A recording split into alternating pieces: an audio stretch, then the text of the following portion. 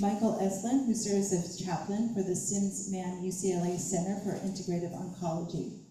Two-time TEDx speaker, Michael speaks extensively to healthcare professionals, patient populations, and faith communities across the country. Long-serving as adjunct faculty at the Wiesenthal Center, the Museum of Tolerance, he's also worked as an activist educator addressing anti-LGBTQ bias in the larger community for well over 30 years. Michael was recently inducted into the UCLA Seminole Institute Eudaimonia Society in recognition of having lived a meaning-driven life. He has 4 volumes of CDs available for purchase. Contact Michael through his website, michaeleselun.com. Please join me in welcoming Michael Eselun.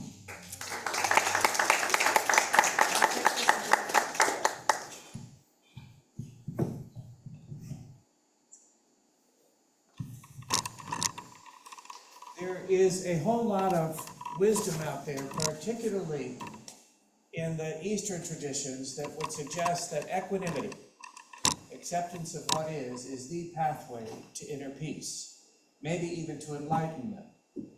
In fact, there's a Zen Buddhist maxim that would say that the great way is easy for one with no preferences. Simple, right? Yet as an oncology chaplain, every day I walk beside folks for whom a diagnosis of cancer is automatic entry into the veritable Olympics of acceptance. And Zen masters be damned, every patient I have walked beside most certainly has their preferences. They would have chosen anything other than this. Stage 4 cancer at age 40, are you kidding me? I can't accept that. I can't accept it happened to me, happened to my family. I want my old life back. Even though resistance to what is, whatever our circumstances, only solidifies and deepens our suffering, guarantees it, in fact, leaving us stranded miles away from any oasis we would ever call inner peace. At the same time, we live in a world that absolutely reveres self-reliance and abhors what it perceives as self-pity. That part of us that would characterize our feelings as self-pity is the very same part that would rob us of any authentic experience of self-compassion and, in turn, inner peace. The two go together in a kind of dance. While I may have this lofty ambition for some kind of equanimity for all things, I'm also encumbered by all too human feelings of regret and despair and frustration and fear, resentment. What about equanimity for those feelings as well? Daryl is newly diagnosed with an aggressive sarcoma, but at this point, absolutely asymptomatic. Feels just fine. It's kind of crazy making, Michael. I'm only sick because the doctor tells me I am. So I guess I just carry on with my life as normally as possible, right? Still, he's heard enough from his oncologist and read enough to have an understanding of what's coming down the pike for him. And that leaves him terrified, of course. But I don't dare feel those feelings, Michael. If I do, I'll go down a dark hole. I'll never come out. It's a pretty common perception. If I feel my feelings, I will be sucked under and pulled down. What I have found to be true is the exact opposite. When I give my feelings some air, give them some sunlight, it can rob them of their power over me. It can loosen their grip from around my throat. And I'm often afforded the perspective to see, oh, they're just feelings. And as the poet Rilke reminds us, no feeling is final. A few years back, one of the oncologists referred me to Vicky, who was so distressed that the doctor thought she might need a psychiatric evaluation. In any event, Michael, she's up in the infusion clinic. She's sobbing her eyes out. Will you please go see her? Well, Vicky had been living with a rare lymphoma for about 15 years. And in those 15 years had been on maybe a dozen different drug protocols. Each one would work for a time and then stop working. Today was day one of yet another drug protocol, and Vicky was just cooked, absolutely fried. But to hear her tell it, by the time I got upstairs, oh, Michael, really, I'm so blessed, truly. Look, at least my cancer is treatable, and I have great insurance and the best doctor. I have such a wonderful husband and kids and grandkids, a deep Christian faith, a wonderful church community. Truly, I am so blessed. It was like the longer she talked, the less oxygen there was in the room. As if the rope were getting tighter around her neck because she just couldn't reconcile her all too human feelings of weariness and frustration and fear and regret with her attachment to her identity as Little Miss Sunshine. What's more, an even more fierce attachment to a belief in positivity above all else. I mean, look around here, Michael. So many others have it worse. Why am I such a crybaby? There's absolutely no self-compassion in a statement like that. No grace, no allowance to be a human being, to be who she is. As if she were trying to compose a symphony called Vicky, but had decided that only these 5 or 6 notes would be acceptable to be used. Only these sweet high notes of gratitude and hope and forgiveness and joy. No room for deep, dark notes of fear, despair, regret, anger. It takes all 88 keys on a piano to write a full-bodied symphony. It takes all those sweet high notes, all those deep, dark, low notes, everything in between. A few dark notes in a symphony of Vicky does not make her less of who she is. It makes her more. It reminds me of a toy I once had. I see this as a kind of dance between acceptance of what is and self-compassion. This toy that I had as a little boy is a little gizmo with a trigger on it. You pull the trigger and a card spun around very quickly. On one side of the card might be the image of a bird. On the other side, the image of a bird cage. But as you pull the trigger, the card spun around. It looked as if the bird was in the cage. Each side of the card is telling the truth for what it is. This is a bird. This is a bird cage. But I only get the entire picture by the constant dance, the movement between the two. What if it's like that between acceptance of what is and self-compassion? The older I get, I tell you, the more depth of meaning I find in the most deceptively simple song lyrics. Very old songs written by the masters of the great American songbook, the Gershwins, Rodgers and Hart, Cole Porter, Jerome Kern. Songs I might have even called corny once upon a time. Irving Berlin was one such master. Let's face the music and dance. Before the fiddlers have fled, before they ask us to pay the bill, and while we still have a chance, let's face the music and dance. Maybe I have been diagnosed with stage 4 cancer or some other tragedy has befallen me. Maybe it's incumbent upon me to accept it, to face the music, if you will, but also to dance with it, to dance with all of it and all the attendant feelings, the grief, the sorrow, the despair, the frustration, but also the love and hope that might be buried there when everything else has burnt away. And maybe through that dance, I can come closer to something we might call inner peace through acceptance and self-compassion. I had a patient, Kelly, a few years back, who used to come to my spiritual reflection groups, and she would often say, Michael, I hate that word acceptance. I don't accept that I have cancer. To me, acceptance implies that I approve, and I don't approve. I will never approve. I acknowledge that I have cancer, but I do not accept it.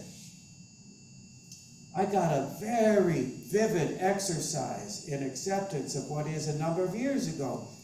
In March of 2017, I took the most splendid 2-week solo journey to Nepal and Bhutan. The second to the last day of my trip was perhaps one of the most perfect days of my life.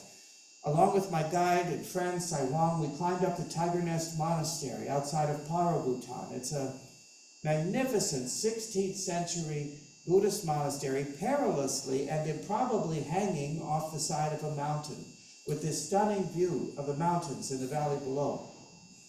It's only accessible by foot, and it's quite an arduous climb to get there, not unlike climbing to the top of Yosemite Falls. It's also a site of sacred pilgrimage for the Bhutanese people. All are expected to make that climb once in their lives, if they can. So Saiwang and I made the climb up to the monastery. We got to the gates of the compound. We took our shoes off. We went inside. The first thing I saw was a big, fat, old, orange tabby cat snoozing in this narrow shaft of sunlight, piercing this narrow slit of a window. right next to a monk kneeling down, tending to an altar there by the doorway. Saiwang showed me around. We sat down in the great hall. We meditated for a time, and then we lit a few butter lamp candles, sending up prayers, healing blessings to loved ones, patients, my mom. With our spirits full to the brim, we descended back down the mountain, chatting every step of the way, just about everything about life. When we got to the bottom of the mountain, Saiwang surprised me with a gift. He said, I'm going to treat you to an herbal hot stone bath in a wooden tub at the family farm of my driver, Sonab Tabgai. After this delirious soak, I got to enjoy a home-cooked meal with Sonab Tabgai and his family in Saiwang. Like I say, it was a perfect day. The next day, my last day, I was supposed to fly back to Kathmandu, spend the night, the next day catch my long series of flights home to Los Angeles. I got up, I pulled the curtains back. Oh my God, I couldn't believe my eyes. The whole landscape was blanketed in white. It had been snowing all night. My God, it's so beautiful. Look at that. And just think, Michael, if that had been yesterday, you wouldn't have been able to climb up to Tiger Nest. Aren't you lucky? But then it didn't stop snowing. Uh-oh. What if my flight doesn't leave? What if I miss my connecting flight back to LA? What am I going to do? Quickly, I got up, got packed, went downstairs, met Saiwang. Saiwang, can we call the airport? Do you think my flight's going to leave? What do you know? What do you think?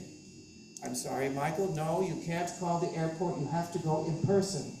And I'm sorry to say that once I drive you there, I'm not allowed to go in the terminal. That will be goodbye for us. Oh, now I'm starting to panic. I have been planning for this trip for over a year. I had my aisle seat booked on my coach ticket for a year. If they have to rebook me, I know they're going to put me on another flight. There's 15 seats across in coach on those Airbus 380s. What am I going to do? I'm going to kill somebody. Just breathe, Michael. Nothing you can do about it. I wasn't expecting a pop quiz in Buddhist philosophy at this point in my journey. Just pay attention to what's in front of you. Oh, look, the kids playing in the snow. They're so happy to have been released from school. We get to the airport. I have a rather tearful goodbye with Saiwang, which doesn't exactly feel like goodbye because I'm not sure I'm leaving. He tells me he'll wait in the parking lot for an hour or so just to make sure that I get off, or otherwise we'll come up with plan B. I go inside the terminal. It becomes very clear there is no electric power here. There are no lights. There's no PA system, no computer screens. There's one teeny woman behind a desk and hundreds of frantic passengers in front of her. Now, I do have to say Bhutan is the most Buddhist country imaginable. You've never seen anything like it. It's not just a religion. It's not just a way of life. Somehow it's in their DNA. It is truly astonishing.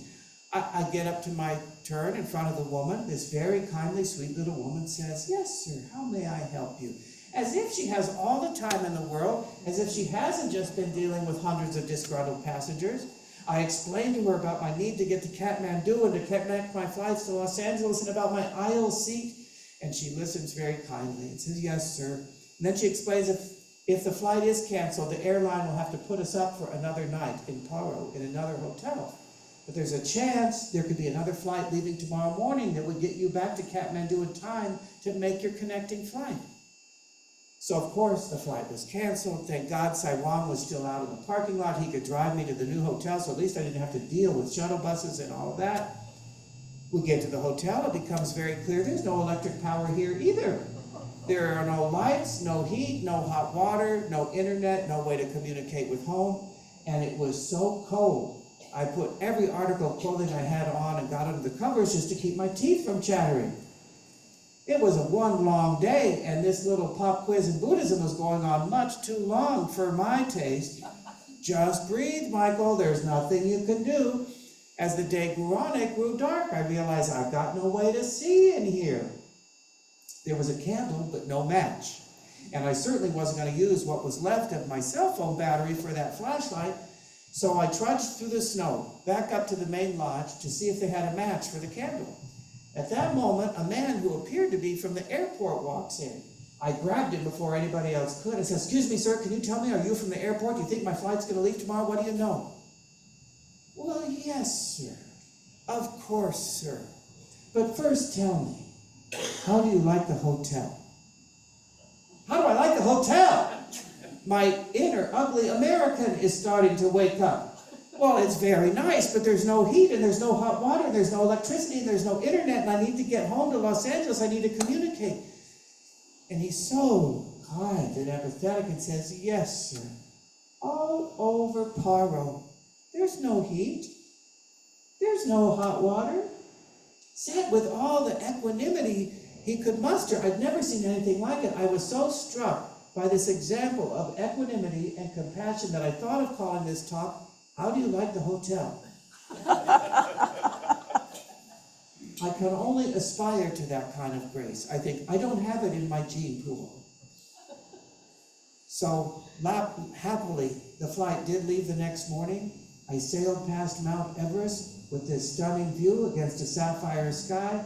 I landed in Kathmandu. I ran across the tarmac, ran through customs, ran through immigration, ran back out through security, ran back out on the tarmac and up the gangway into my plane and into my aisle seat when they closed the door behind me with just seconds to spare. Sometimes things work out. My grandma Ann, my mom's mom, was a born worrier. She worried about everything and everybody her entire life. Toward the end of her life, she had a lot of health issues, in and out of the hospital, lots of surgeries. I went to see her after one surgery or another. I remember they wouldn't let me in the recovery room, but I could talk to her across the threshold. Hey, how you doing in there, Gram? Honey boy, she said, you get yourself all worked up over these things and it's just never as bad as you think it's going to be. Took her 83 years to come to that simple wisdom. I have what it takes to face whatever life throws me. I can do it. I can have faith in my capacity to respond. A few years later, I got another vivid exercise in self-compassion. It was January 3rd, 2020. My first day back to work after the New Year holiday. I'm driving home from the infusion clinic going east on Santa Monica Boulevard. As I cross Barrington, a woman traveling south runs a cherry red light and smashes into my driver's side door with me on the other side of it, totaling my then 11-year-old Prius, a car from which I was hoping to squeeze a few more years, so much so that I had just put $5,000 into it for a replacement hybrid battery and new tires, a total loss. Happy New Year. So I had to lay out money I didn't want to spend to get a replacement used car, and it was nice to have a nicer car, but I'd rather have had the money than it cost me. Not 10, 11 months later, it's Christmas Eve, 2020, the height of the pandemic. No vaccines yet. We were all in lockdown. Do you remember how surreal that was? So it's 5:30 in the afternoon. I hear what sounds like an explosion in front of the house. The whole house shook. What on earth could that be? I run outside. The whole neighborhood's already out in the street. A kid running a drug deal gone bad had smashed into my new car with such velocity that he knocked it clear in front of the neighbor's house. No! I screamed. I could not accept this reality. God bless Taylor next door, just the angel you want in a situation like this. He's the one taking all the photos, getting the license, the insurance information, talking to the cops, while I'm just melting down all over the place. He keeps saying, it's okay, Michael, it's okay. I finally snapped at him. Taylor, quit saying that. There's absolutely nothing about this that's okay. God bless Lisa across the street. She comes up right behind me and says, you're absolutely right, Michael. Nothing about this is okay. Sometimes you just need your feelings affirmed. You know what I mean? But still, I had no chance of accepting this reality. I wasn't even close to it. I'm somebody who has a very low tolerance for injustice, particularly what I perceive as spiritual injustice. I mean, look at what I do for a living, for Christ's sake. Is it too much to ask that I could have one car totaled, have to spend money I didn't want to spend to replace that car, and keep that car nice for longer than 10 months? Apparently, yes. The answer to that question is always yes. It's too much to ask. And everyone I told about the incident responded, as you might imagine. Well, Michael, just be grateful you weren't in the car. Thank goodness you weren't hurt. It's just a car. It's only material things. It's just money. I knew they were right, of course, but the more I heard such sentiments, the more I just wanted to kill people. I wasn't remotely close to that reality. It took me a good week to come up with one word to describe how I felt accurately. Forsaken. I felt spiritually forsaken, that the universe had somehow broken its imaginary contract with me, that if I work hard and do good things, it will work out. Spiritually forsaken. Because it was holiday time, the insurance company took a good week to come tow the wreckage away. So every morning when I went out to get the paper, get the mail, I'm confronted with that wreckage in front of my house and the violence of it and the injustice of it. And when they did finally come to tow it away, I went out there to empty all the crap out of my glove box and everything in the car, and they towed it away. I couldn't believe it, but I just sobbed. As if they were wheeling my dead mother out of the hospital room. And I'm not a car person at all. I went in the house and I just wept. Scott was so dear, and he just held me, and I was so embarrassed for carrying on. So I said, Scott, you know this is about more than the car, right? I know, he said. I'm a swimmer. I swim every day, religiously, partly for fitness, partly for sanity. During the pandemic, it was really hard to find a place to swim with all the gyms closed. There for a while, I was schlepping out to Glendale because they had one community pool that was open on a very limited basis with strict contact precautions. Every day I had to scramble on the phone to get a reservation to swim for 45 minutes. After the incident, I'm driving home from Glendale, thoroughly disgusted with myself for not being able to let this go. I'm driving home down Forest Lawn Drive, past these two enormous cemeteries, Mount Sinai and Forest Lawn, having a little talk with myself. Look up there, Michael, there's hundreds of thousands of dead people. They'd give anything to be back in a body and dealing with something as stupid as your car. Doesn't this put this into some perspective for you?